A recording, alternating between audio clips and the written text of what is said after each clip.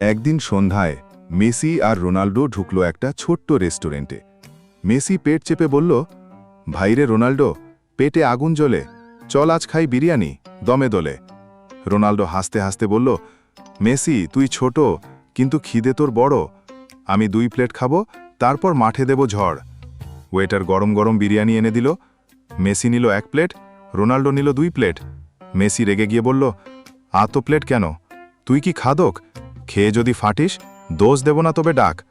Ronaldo গর্ব করে বলল, আমি তো CR7, স্ট্যামিনা আছে, বিরিয়ানি খেলে মাঠে গোল বাজে। হঠাৎ নেইমার দৌড়ে এসে ঢুকল। এই বন্ধু, আমার প্লেট কই? ডেকে না খেলে এটা আবার হয়? মেসি হেসে বলল, তুই তো মাঠে খেলতে গেলেই পড়ে যাস, বিরিয়ানি খেলে রাতে শুধু ঘুমাবি বাস। এরপর রোনাল্ডো সব প্লেট গিলে ফেলল চট করে। মেসি অবাক হয়ে চিৎকার দিল, ওরে রোনাল্ডো, সব শেষ করলি, আমার প্লেট দেখেও আবার লাফ দিলি? রোনাল্ডো পেট চাপড়ে বলল, মেসি কষ্ট করিস না ভাই, বিরিয়ানি না খেলে ওয়ার্ল্ড কাপ পাই নাই। ঠিক তখনই হোটেলের মালিক বিল হাতে হাজির। মেসি, রোনাল্ডো, নেইমার ভাই, বিরিয়ানি খেলেন কিন্তু গোল দিলেন নাই, আগে বিল দেন, তারপর জানতাই।